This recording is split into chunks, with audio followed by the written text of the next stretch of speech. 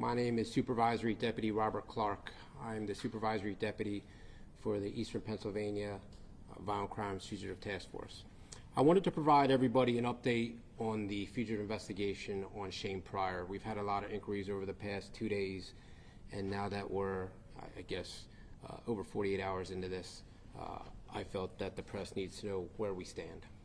I've created a timeline, and I've also have some other bullets I'd like to share.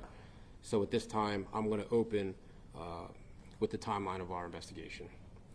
On January 24th, at approximately 11:51 a.m., Shane Pryor escaped from custody during a transport to the Children's Hospital of Pennsylvania, where he was seeking treatment for an injury to his hand. Video surveillance, which was released yesterday, shows that at approximately 11:55 a.m., Pryor entered the lobby of the Hub for Clinical Collaboration building and asked an employee to use her cell phone. That request was denied, and Pryor exited the building.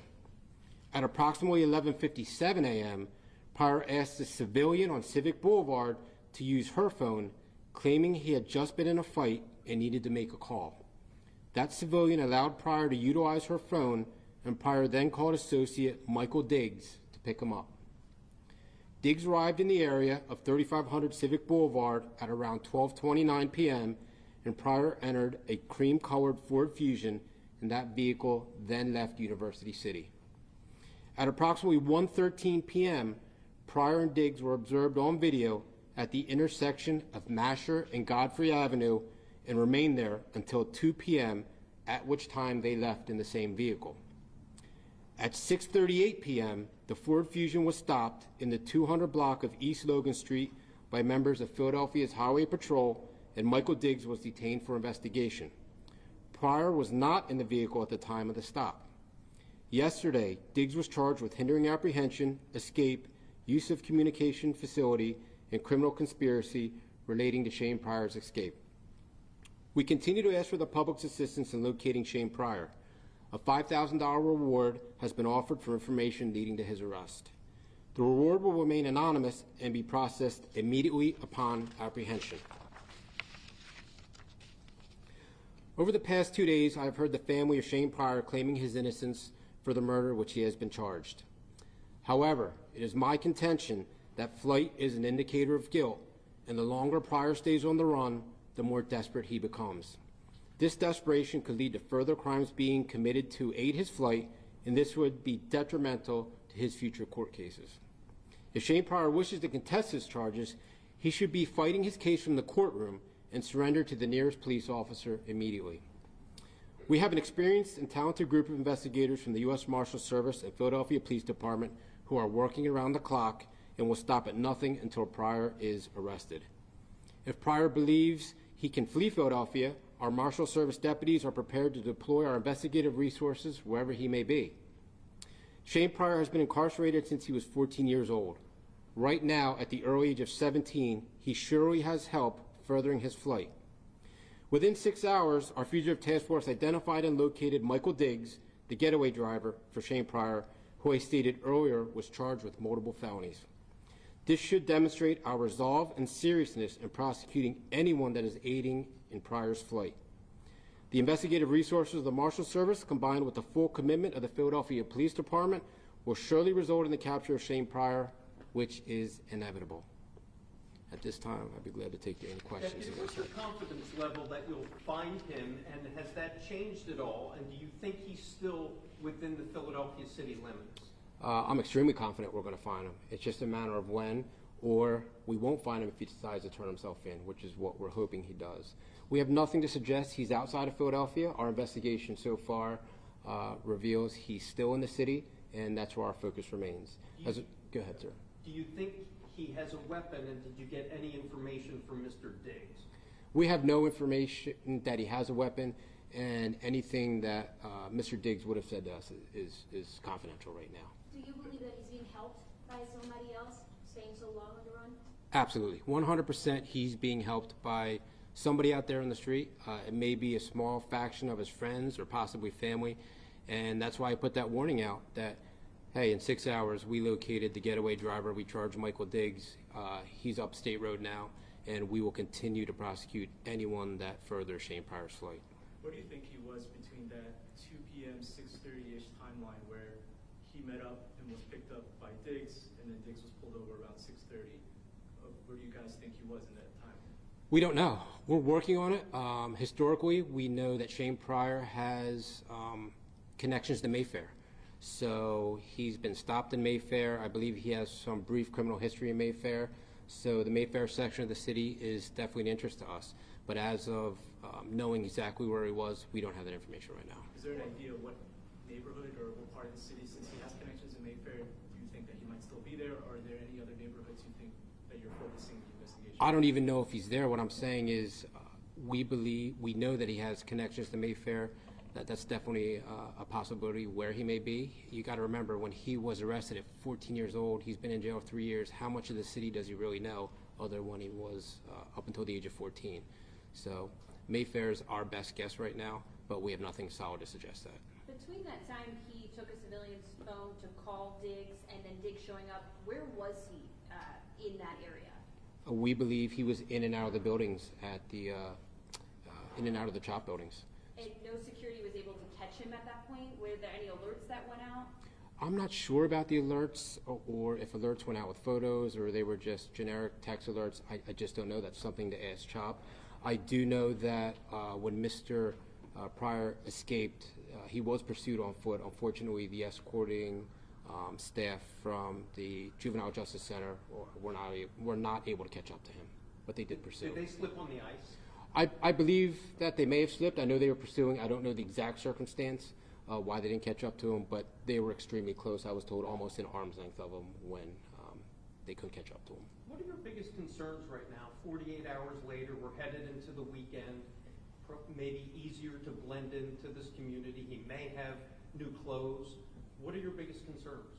My biggest concern is someone's going to try to help him and get out of the Philadelphia area, in which time we're proactively planning to take the Marshal Service resources to wherever he may be. There's been, like I said, talk that the family's been proclaiming his innocence, and we reiterate that his fight should be in the courtroom, fighting that court battle, not out on the streets, because the more time that he's out on the street, the more desperate he becomes, and in our experience, there's more likelihood to cause some type of violent crime, and that's what we do not want. Do you know where exactly Diggs picked him up in the University City area? And also, is the Masher address that they are seen driving to, is that a residence? What kind of building is it? It's just a corner. It's just a corner. And the exact location, I think, was in the 3500 block. I don't know exactly where, but it's extremely close to the emergency room of CHOP. Very close. Was he in a store, did you say? We believe he may have been frequenting a store up in that area. Is it clear if he's tried to contact any family? Have you already spoken to family or approached families' residences, places where? Yeah, I think it's fair to assume that we've talked to a lot of family members, talked to associates. Right now, we're trying to shrink his world down. We're trying to cut off his resources, and we're trying to cover every avenue of escape that he could have. Remember, he's only 17 years old. He's been in jail the last 3 years. How many resources can an individual who's been in jail the past 3 years at the age of 14 have right now? And that's why we put that warning out. Anyone helping him, no questions asked, you're going to be prosecuted, as we demonstrated with Michael Diggs. Just to be clear, the last confirmed sighting of Pryor is at Masher and Godfrey around 2 p.m. The 24th. That's correct. Do you have any evidence of him changing his clothes? As of right now, we don't know what clothes he's wearing. We're going to review as much video that we can obtain, and perhaps we can put some images out later. But as of right now, I don't have a clothing description of what he could be wearing. Our best description of 5'6", I think we put out 150, 160 pounds, 5'6", 5'7", 160 pounds.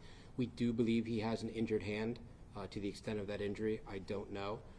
He could possibly be wearing white sneakers. Somebody said a navy blue sweatshirt, but that's all speculation. We don't have a solid description to give out to the public at this point. I'm hoping in the future we do. Yeah, and him first being arrested as a 14-year-old in those first photos, he was very baby-faced. Correct. He's already, changed his look. Sure, he's matured tremendously in the past 3 years. Some of the booking photos that were out there, they're the baby face of a 14-year-old. I think the public needs to concentrate on the video that we put out from CHOP, where he definitely looks a little more mature, and I think those are more accurate videos of what he looks like. And if we can obtain more video in the future, I'll be the first to put him out there. I was gonna say, are you asking neighbors to look at their ring cameras or home surveillance to see if they're catching him walk by or anything at this point? We're asking for anybody who has any information to call our tip line at our national tip line 1-877-1-2, or our local tip line, which I put out in the press release. You can go to the website www.usmarshals.gov. The first thing it asks you, would you like to submit a tip? Just click yes. But we'd rather get 1,000 tips that don't work out than miss that one tip that could have been something. So we're asking the public to be vigilant. People in the Mayfair area, be on the lookout. That is an area he's known to frequent. And if you have any information, contact us immediately. We're working around the clock over the weekend. Our investigators are only going home to catch a few hours of sleep. So much like the previous escape from Philadelphia, the Philadelphia prison system for Amin Hurst and Nasir Grant, we're working around the clock on this. And we're prepared for the long haul. If we don't have them here in a couple days, we are proactively planning to use the Marshal Service resources to go wherever he may be, up and down the East Coast, out west, wherever he's going, we're going to pursue. Could you just give a little logistically what kind of resources you do have?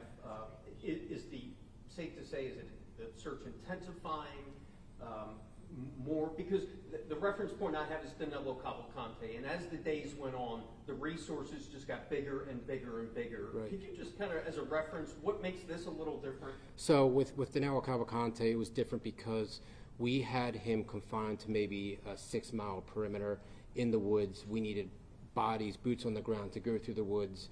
We needed some surveillance resources. Here, we don't have a defined area for Shane Pryor, so it's a matter of investigation, talking to people, getting video surveillance. It's a little bit it's a different type of investigation than Cavalcante was. This is more of an urban, where I'd say the Cavalcante was more rural, and we had him contained in a perimeter twice. Here, we don't have a perimeter set. Thank you. Anything else? All right, thank you. Appreciate it.